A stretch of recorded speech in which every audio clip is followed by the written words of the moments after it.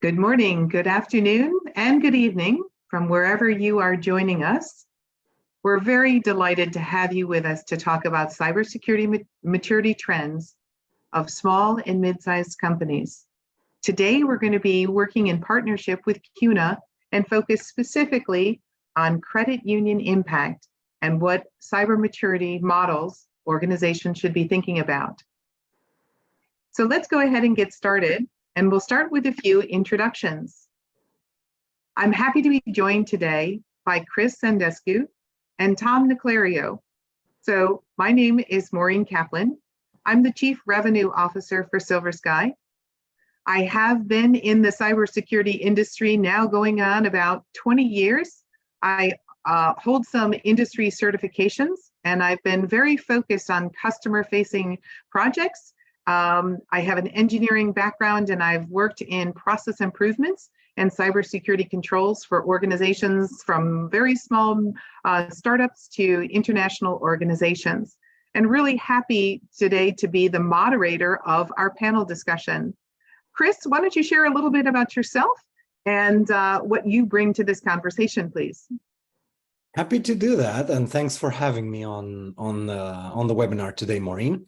I'm Chris, and I'm the founder and CEO of CODA. I also have a technical background, and I'm in the cyberspace since 2006, and that makes it probably around 17 years already. I used to be running a red teaming company, so I've been in the hands-on, red teaming, penetration testing space, doing that fun stuff. And since a couple of years ago, moved into the software space, and extremely excited to partner up with companies such as SilverSky.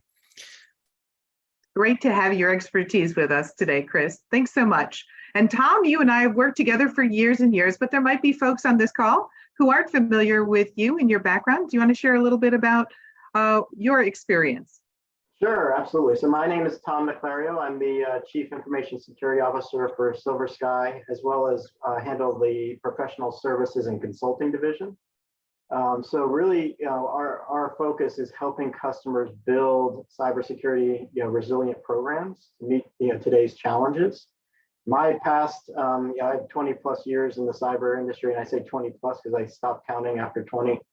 But really focusing on both the customer side of the house, helping customers build cyber programs, as well as I've had a stint being internal CISO for some Fortune 500 companies. So I've had both the experience of being in the hot seat as well as the experience helping customers build programs. So hopefully can bring that to the conversation today. Absolutely. And so I hope that our audience can see today that from the experience we're pulling together, it's going to be very focused on maturing a cybersecurity program with the lens of credit unions.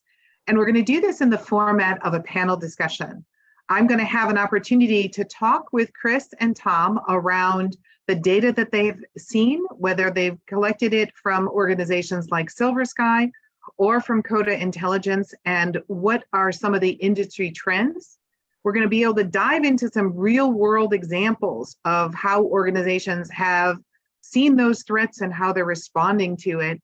And then really pivot into creative ways of taking a program that may have be sort of on an improvement path, identify what those gaps are, and then some trends of making sure that you align the cyber risks to your business outcome. We do have an opportunity for questions and answers throughout, and we'll finish at about 45 minutes past the hour with a Q&A section. And then I'll ask Tom and Chris to give us some closing thoughts and recommendations. So with that in mind, I'm going to go ahead and stop sharing, and we'll just have an opportunity to have the conversation. And Chris, I'm going to kick things off with you. So CODA Intelligence is a global organization looking at attack surface management and helping organizations address vulnerabilities in their organization. So obviously, as building that team, you see a tremendous amount of data. What are some of the things that your organization can share with the trends in the industry from your lens, please?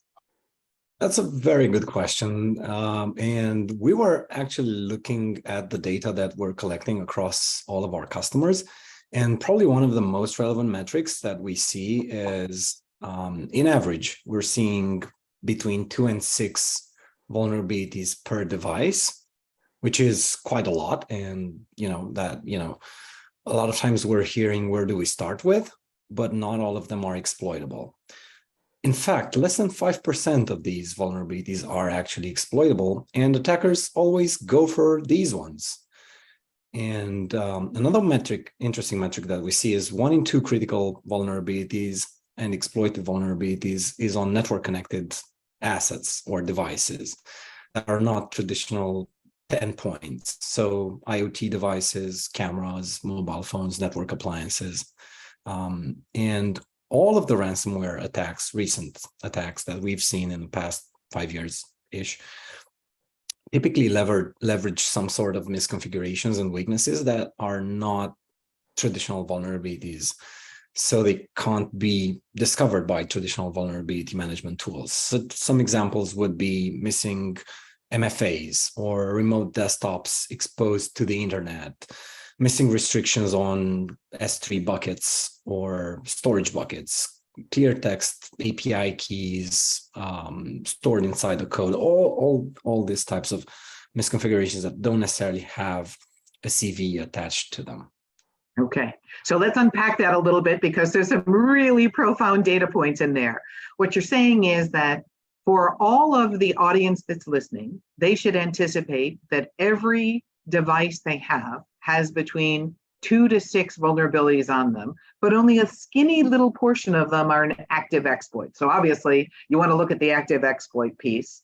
And then to go a little bit further, when we look at the critical vulnerabilities that are happening, more than half of them are happening on devices that are not your common server, firewall, network-based device. They're happening on embedded cameras or IP-enabled devices that are non-standard, and you see a lot of ransomware attacks on that.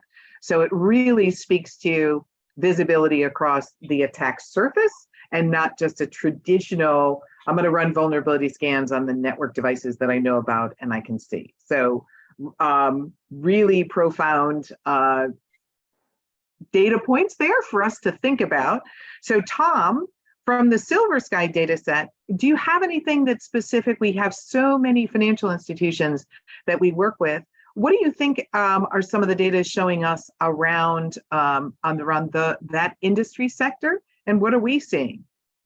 Sure. Yeah, so I'll start with overlaying to what Chris just said, in that within my team, within my division is our penetration testing group, right? So we do a lot of testing of clients' internal, external networks to see if we can actually exploit to the purpose of maybe getting admin access to their networks through exploitable vulnerabilities. So in line with, I think what Chris was just mentioning, is we focus on those exploitable vulnerabilities, right? We focus on that small subset of vulnerabilities that we can maybe get in and do some damage to a network, or potentially show damage to a network.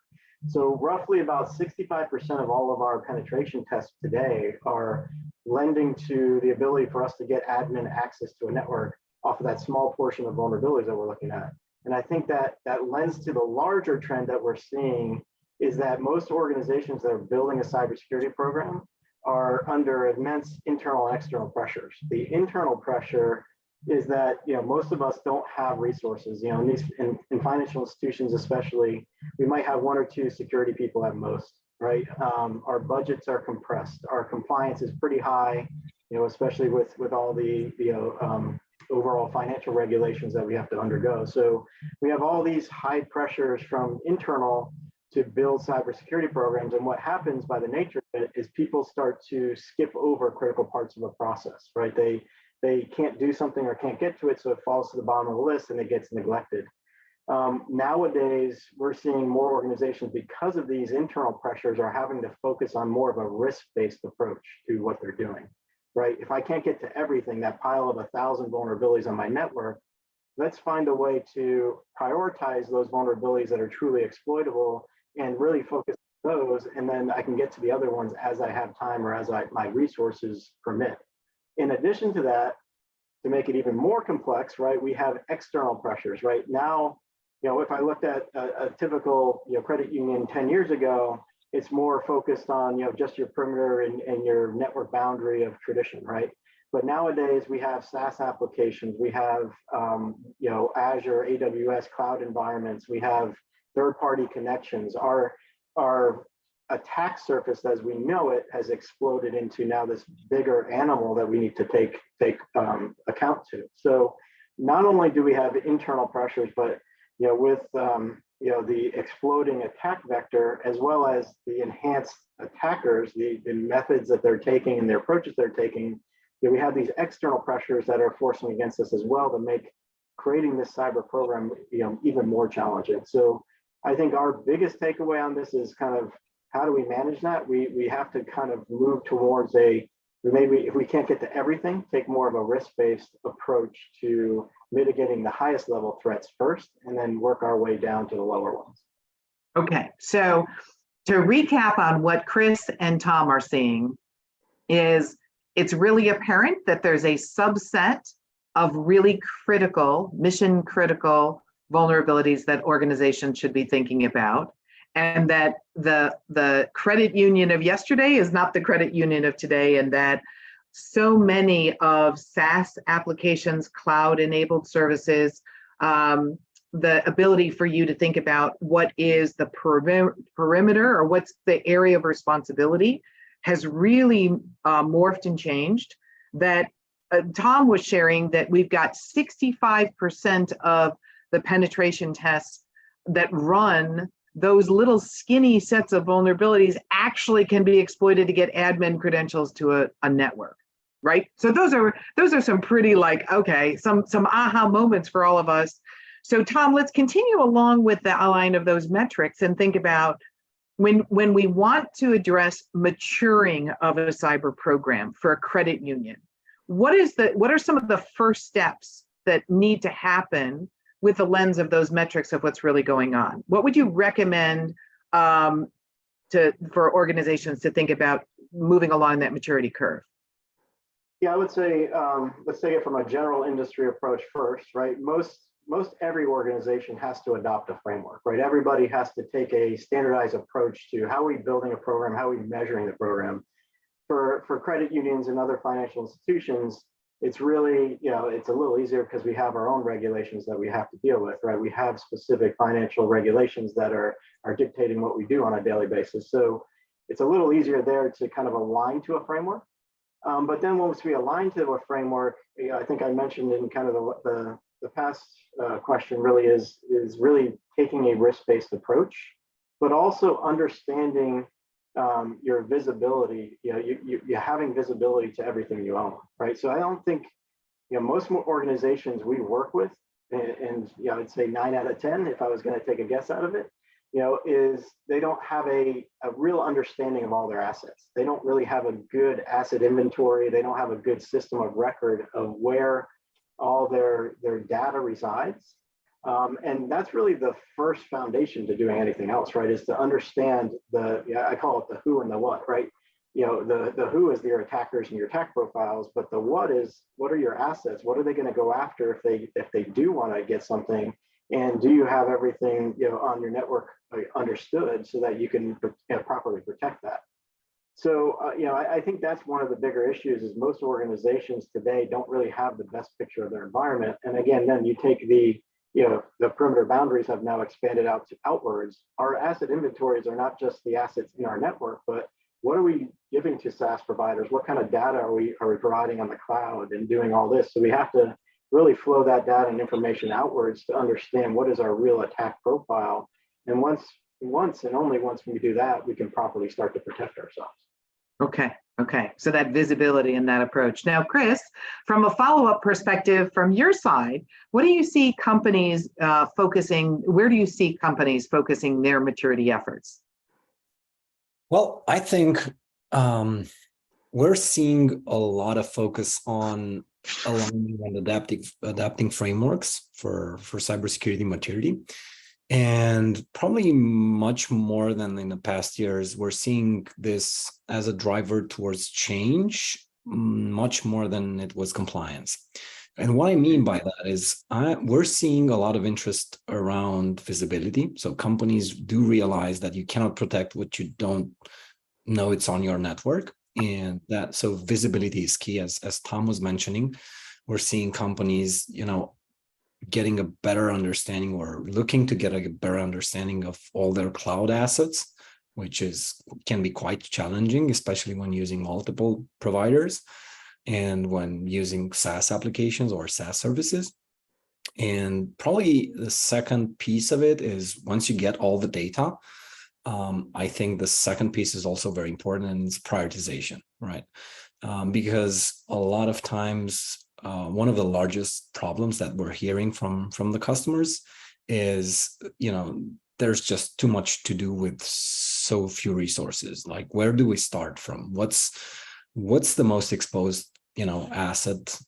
Where should we focus the energy and the efforts that we've got? And I think, prioritization has two important aspects, in my opinion. One of them is the cyber, landscape, let's call it.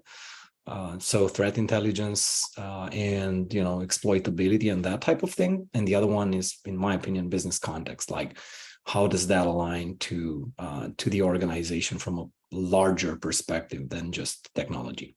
And last but not least is we're seeing a lot more interest in response optimization.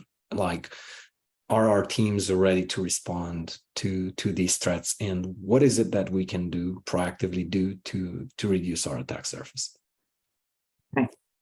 So there's a lot in there, Chris. There was a lot in there to unpack. So clearly echoing what Tom was saying around start with the frameworks. So in NIST, CSF, or something that says it's going to give you some guardrails for how to think about your organization and maturing your program, right? Check, got it. Next thing is make sure you're looking at all of your assets, everything that you have, to your point of you've got to have the visibility into something beyond your traditional assets, and include IP-based cameras, IoT devices, vendors that you're working with, third-party vendors that may be suppliers to you, accessing the network, that kind of thing, as well as your cloud providers. Okay, now inventory, and we've got a framework. The next piece of it from what you're suggesting, Chris, is I don't want just a list of I've got these 50 assets. There has to be which pieces are the crown jewels, which are the most important. Before you even care about whether or not they're vulnerable or not, you really need to understand how important are they to the business, and document it and agree across your risk team that these are the ones that you're going to focus on. So then if you have the combination of I have a vulnerable asset and it's one of my most important ones, it takes a higher priority. And then the last point you made, Chris, is how is your team ready to respond when they see something that's wrong? There is an awful lot of maturity in those 5 steps that we recommend as the approach that organizations should take. And Tom, I could imagine, as you've done assessments in a CISO role, when you've worked with consulting organizations for a customer, we may have credit unions that are doing a couple of those things well. Maybe they do a really good job of I know where my crown jewel assets are, but they may not know the long tail of the ones they're not looking at, or maybe they've picked a framework and they're looking at the framework and they've got a gap. So I'd like to open this to both of you and to say, okay, let's assume that a credit union has gone through I've picked a framework, I've done asset discovery and I know all my assets and my third-party vendors and all of that, and I have some business prioritization put in place, and I got a small team that knows what to do when something happens. Big, broad brushstroke, okay? So Chris, from your idea of the customers that you see, I'll start with you, there's gonna be a gap. Everybody on this call is gonna say, oh gosh, there's a few things that from what we should do to what we are doing, there's a gap. How do organizations go about addressing those gaps? What are the recommendations that you have from the work that you do at CODA Intelligence?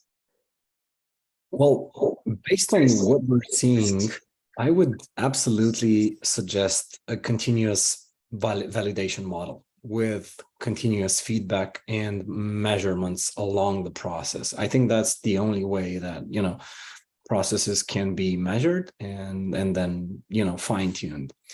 We see a big disconnect in how different functional teams within specific organizations see the world. And that leads them to seeing different facets of the problem. If you're talking to a risk professional, they're going to see what the biggest challenge for them is going to be different for what the challenge within the IT is going to be. And it's probably going to be a little different for what the challenge at the top management is going to be. So we believe that alignment over business impact is really key on aligning, everyone, all the stakeholders within the program to seeing the world in a similar way. Defining risk in accordance with these business drivers aligns all the functional teams, and then bringing in the exploitability and the ability to measure the process in its different states also helps them refine and mature their programs. Yeah, and gives the comfort level to the business leaders that if you're giving me some metrics that say this is the way we looked in February and this is the way we look in July, then you've got control over the program, really powerful stuff. Tom, our experience with consulting and working on penetration testing and activity that's really monitoring financial institutions, Chris is recommending a continuous scanning kind of approach. How has penetration testing evolved and what you're seeing as far as how organizations are using that continuous lens to improve their program and close the gap? Yeah, we've gone to a similar approach and model, right? So a lot of our services we were doing in the past were one-time, assessments and reviews, one-time point-in-time assessments. But with the changing attack profiles, the changing threats landscape out there, we found that obviously there wasn't enough just to do a one-time pen test, right? Or even going beyond kind of just doing vulnerability analysis and fixing and patching, but really proving out and exploiting those vulnerabilities once a year wasn't really painting the whole picture of the environment, because as soon as we leave, you might have a business acquisition or a new SaaS application that's launched and your whole environment has changed. So we've moved ourselves to a continuous validation model for our pen testers too, to do more of a at least a quarterly cycle where we're validating that. Number one, we come in there and say, hey, is there something that has changed in your environment that has made new exploits, new issues? That's the one thing we look for. But number two is to go back and validate your remediations, right? Did what you thought you fixed last quarter actually work, right? Is it actually implemented? So it allows us to kind of check and validate and measure, but then it also gives us a chance to do advisory with the customer of where you should be doing, what you should be focusing on, and what you should be prioritizing as part of your network. So that's been very, very helpful for us to kind of build more of a life cycle services for our customers to make sure that we're there every step of the way. I think that would be one of my recommendations, obviously, is really a lot of organizations go through the phase of risk analysis. A lot of our customers more in the highly regulated space are forced to do risk assessments, but they are the foundation of a cyber program. But they don't know, they might have gone through it, but that document collects dust, right? They don't really properly implement it to the control sets of cybersecurity to do more risk-based approach now, right? To help manage that cycle. The other part of our customer base is those that just kind of skip right over risk assessment, right? And I call them, we're throwing darts at the problem, right? If you have limited resources and limited dollars, you can't afford just to throw darts. You need to really be targeted on what you're looking for and focus your dollars around the most and highest impact and reduce risk. Right. So at least in the financial industry, we're more apt because of regulation to do risk assessments. Now we just need to properly operationalize those. The operational. So it's clearly don't ignore the problem once you've got that risk assessment done.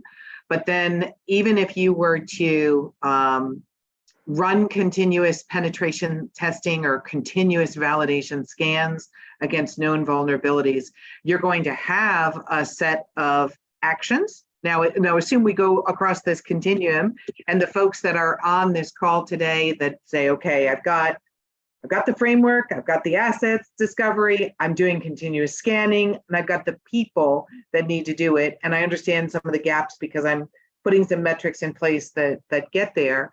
There are going to be some pieces that an organization will say, oh my gosh, I can't do it alone. And this is really where SilverSky and our relationship with CUNA comes in.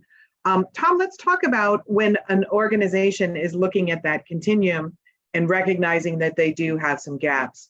How can an organization like SilverSky help in that area? Yeah, I think this goes back to picking a framework, identifying and kind of doing a maturity assessment of your own cyber program. Understanding what you do well, what you can do in-house and what you can handle in-house, and then figuring out where you need help. And don't ignore the problem, right? Seek help. Companies like ourselves, like CODA, are there for the purpose of providing strategic guidance, for helping you identify and fill gaps in your program.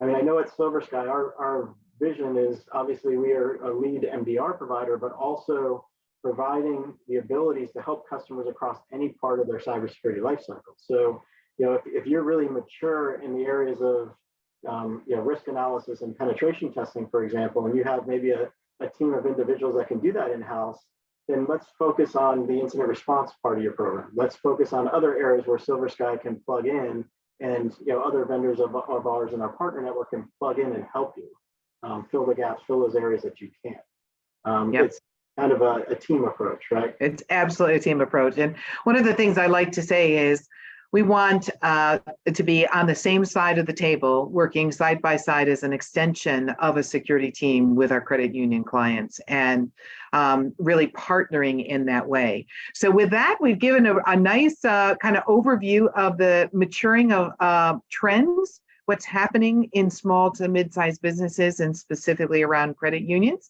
Now what we'd like to do is open the floor to some questions from our audience. So there is on this Zoom call a Q&A section, so feel free to type your question right into the area there, and we will take those questions from the audience.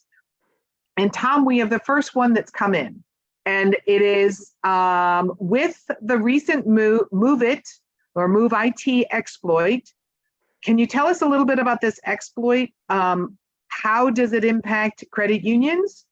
And if we know of a credit union that was exploited from that, how could a credit union better protect themselves? Can you tell us a little bit about the Move IT exploit, please? Yeah, so that's actually a very good example of knowing what you have in your environment, right? Understanding your asset inventories, you're understanding the software and hardware that you're running in your environment. Because most organizations, when the Move IT came out, they were scrambling just to figure out, do I even use this? Is this something that's in my environment, first and foremost, right? So going back to having a good asset inventorying system or something that is your source of record that can identify that stuff for you is very important. Number two is having an active threat feed, right? Having some kind of threat intelligence or feeds into your network that would show you or give you early warning of something going on. Because Move IT was an exploit that came out of the wild fairly quickly and made a quick impact. But if you had some kind of continuous threat feeds or some ability to know what's going on beforehand, you gain that precious time back where you can react. And then number three is like having a platform similar to CODA, where in a CODA platform format, and this is one of the reasons we kind of chose to do a strategic partnership with CODA, is the ability to have a one-stop platform or somewhere where you can go in, identify if you do have those assets on your network, and then be able to react to it, right? Be able to plug those issues or vulnerabilities, and even on a risk-based approach of identifying, if I can't get to all of them, then let's figure out my critical business processes and the risk-based overlay to that, and be able to go through all those vulnerabilities in a strategic approach from high risk to low risk in your environment. Yeah, great stuff. And so, Chris, anything to add to what Tom said about the Move IT exploit? Not necessarily about the Move IT itself, but it's very much in line with everything that we've been sharing, right, since the beginning. Okay. I would say it's yet another zero-day vulnerability that gets exploited in the wild and has a much larger impact than anybody could have, just Right. So it's estimated. the being aware of it and reacting quickly, part of that framework. So we now have the next question, and Tom, I'm going to ask you to handle this one as well. One of the questions comes from our audience around: are we able to support international clients, and are there any limitations to consider around this continuous scanning, the framework, the asset discovery, that exposing an organization to other international requirements, regulatory, privacy, anything else that our clients should be considering here? So as far as, are we able to service or handle? No, I think it's more around when you're recommending maturing a cyber program and a credit union has a footprint in another country. Is there considerations for that cyber maturity program in that way? Yeah, so absolutely, you have to take into account not just U.S. national regulations, but also global regulations, right? So the biggest one that comes into mind, obviously, is GDPR, things like that. When we start to get into international realms, or even when we start to ourselves, SilverSky going into the international markets, things like ISO standards now become more prevalent, right? Where ISO is a bigger thing internationally. But at the end of the day, the frameworks are really overlapped a lot, right? There's probably 80% of the controls that are overlapping, and maybe 20% that are new per regulation. So it's not even international we have to worry about, but also I think more specific for US credit unions, the states that we work in, right, is understanding down to the state level, right? So internationally is more outward, and going down to the state level, we need to start to look at the California Protection Act, Massachusetts, all these ones that are having more data privacy laws, and making sure that we're mapping all of our compliances. And I call it the big picture, right? When I was a CISO, I was under SOX regulation, I was under HIPAA, I was under PCI. I had a whole mapping of all those things that I had to worry about, and that became my unique compliance universe. Today, credit unions have to really look at, yes, I'm under the oversight of the financial industry, but I also need to look at my state and international regulations that might come into play as well. So in answer to our audience question, it's really incorporating the international limitations into the framework that you're using in the guardrails, and adopting your program, being mindful of a wider swath of those regulations. And a follow-up from our same audience member, this is specific to SilverSky, and the question, and Tom, I'll let you answer this one as well: can you integrate with a customer's own ITSM platform, IT service management platform, and the customer's own SIM? So an investment in a Splunk, in an ArcSight, in a Devo, can that integrate into our platform around the managed detection and response? Sure, yeah, absolutely. So the golden rule as a service provider is you have to be, number one, agnostic, right? You have to be able to take in feeds from whatever the customer is invested in. We wouldn't get very far if we had to come in and replace everything you've already invested in. So number one, we have to be very flexible. Number two is, we know you've invested in this, we know you've taken the time to build out that security profile. So we want to be the best kind of add on to that, or click on to that we can as part of an MDR provider. So as far as the, if you have your own SIM, we have several different options, right? We have a list of SIMs that we can manage for you. If you have it on site, we have SIMs that you can feed into our backend processes, and we can just correlate based off our SIM infrastructure, so you don't have to replace that.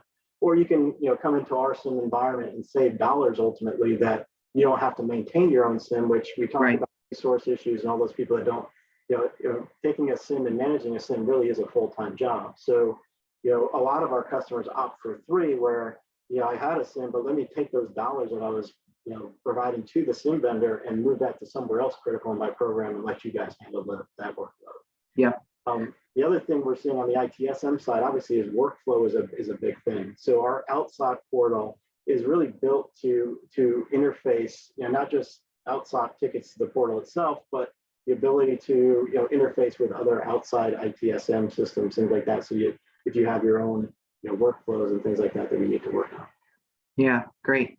And one thing I'll add to that, Tom, around certainly device agnostic and being able to bring the technologies that you have and evolve and mature them over time as part, certainly very timely for our webinar discussion. But it's also something as you enter this, and Chris, I'm gonna springboard into another question that's here for you. Is there is a sense of I need help from a third party. But SilverSky, we have an attitude of it cannot be your mess for less, right? It can't be that you've got some of those basic controls, the preventative controls that are in place that are outdated, ineffective, maybe several versions old, or something that isn't really fit for scale into cloud technologies, SaaS technologies, and that kind of thing. So this is truly getting back to the SilverSky and CODA intelligence approach of partnering with you to help you take you on that journey of where you are in maturing your program over time. But Chris, let me ask another question that I think is what the audience is thinking about here in terms of measuring cyber risk. So as you think about an organization that struggles with this and maybe doing it in a spreadsheet, how does the CODA intelligence platform take a different approach to that? And how do you help your customers measure risk? Well, let me just share the screen for a couple of seconds. And okay, yep, we can see it. Okay, good.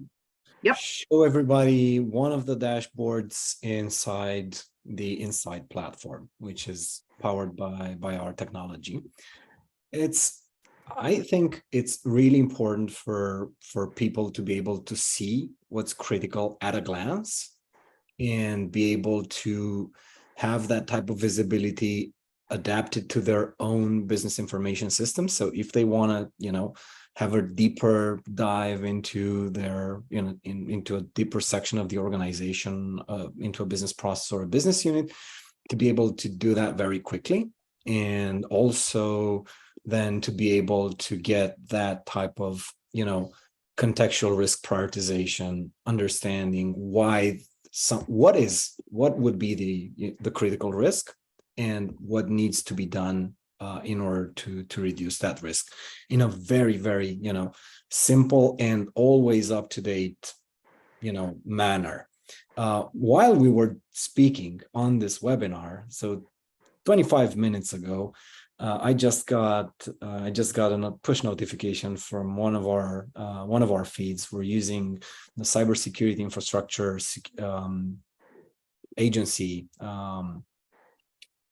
Cybersecurity and Infrastructure Security Agency feeds of known exploited vulnerabilities, and they just published a new exploited in the wild vulnerability for Citrix NetScalers, and these are very popular load balancers, especially in the financial services. And typically with other vulnerabilities, we've seen those being exploited against customers within 30 minutes from that being published. So it's very dynamic, and I think this is a very good point for why this needs to be continuous. Right. And because any of these attributes right here, and most important, the exploitability attribute, but any other attributes that are coming from threat intelligence or from the customer's, landscape is so dynamic that it can change, probably, I don't know, a couple of times during one day. Right.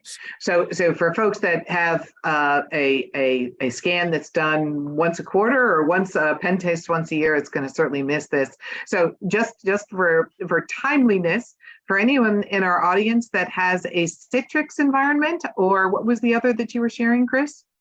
So Citrix ADCs, okay, answers, or gateways, NetScaler gateways. NetScaler gateways. Okay, good.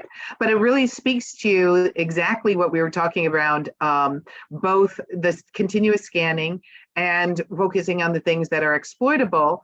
But one of the things that you pointed out here, Chris, and goes directly to what Tom was talking about around the workflow, right? It's one thing for an organization to go, oh my gosh, this is a problem. I'm getting notified of this. How do I take action? How am I notified? So really working closely with your providers on that workflow management and being able to have playbooks that when something happens, there's transparency, there's actionable capabilities, and that you're working side by side with your partners and your suppliers to help you to make sure that you're protecting the organization in the best way possible. So with that, let me make a call for the last call for questions. And while we're doing that, Chris, I got one more question that just popped in. Hold on a second. Okay, once a customer is notified of a CVE, can that be put into a workflow that's addressed and have someone get the closed loop control that it's now resolved and that it's got some way of doing verification? So it's one thing that says, hey, I have a problem, and say, I've gone in and done something about it. How do I prove to my extended team that it is no longer an issue for me and I have that validation? So Chris, I'm going to go ahead and pass that over to you, please. Absolutely. We do have a built-in process and capabilities to help customers perform that closed loop remediation and be able to track those remediations as they progress within a dedicated workflow with different dashboards for different stakeholders within the audience, with the ability to move this along to execution and then give all the approvals, manage the, for example, risk acceptance process, all of that with a really trackable and easy to follow and easy to see process. Okay, so it's not only the remediation steps that have been documented, but the approval process that is allowed, and then obviously a report that can be generated and shared with the leadership team that says this is done. Just out of curiosity, let's go back to the example of, let's say one of our credit unions is using Workday to manage all of their HR and workflow management. And this vulnerability comes out, their Workday is protected because they've got all the right controls in place. And then 3 weeks from now, an update is made to Workday, and this vulnerability is now exploitable again. Does the Insight platform, based on the CODA intelligence technology, allow that continuous look back into things that were happened before to make sure that it's still not the case? Yes. And then how does that impact the remediation? There's a lot in there, Chris. Jump right in. Yeah, absolutely it does. So that will move the vulnerability from a accepted risk state back into what we call a reopened state. And it will pop up right into the execution. Okay. So yeah, that will automatically trigger right the workflow. Right. So, and this is a beautiful example, and thank you, our audience member, for asking the question of the real idea of pick a framework and have the guardrails, know all of the assets that you have, put a continuous program in place that scans it and does it, and then make sure you've got that workflow of those pieces, and then work with your suppliers and your partners to document it in a way that gives you a confidence that you can go back and say, this is what we saw in Q1, this is what we saw in Q2, this is where we have the protections in place. And so with that in mind, what I'd like to do is to share, if you could have one call to action for this audience, what would it be? And Chris, I'll start with you. What would that look like? Well, absolutely, start measuring what's important to you. And if you don't know what that is, then definitely, get in touch with Tom's team and discuss some of the available options, choose a framework and adopt it. I think, in my experience, I think CSF is really nice and smooth and doesn't really put a lot of pressure to the organization. It's, very simple, 4 steps. I think I'm a big fan of CSF, but any framework actually Any framework. works. Yeah. And then definitely measure risk from your organization's standpoint with your risk profile, Right. and look for exposure, look for exploitability, focus on business critical assets and on exploited vulnerabilities first. That should reduce, based on my experience, 90% of the work and leave you with just, actionable items. Right. I would say. And it goes sort of that don't look for perfection, do a good job on, don't turn into an alert factory, right? This is not a scan everything all the time and you've just got mountains of information.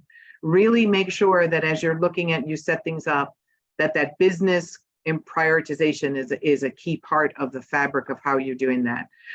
So Tom, from your lens as a Chief Information Security Officer and 20 years of experience working with credit unions, what's your call to action or your final thoughts for this group?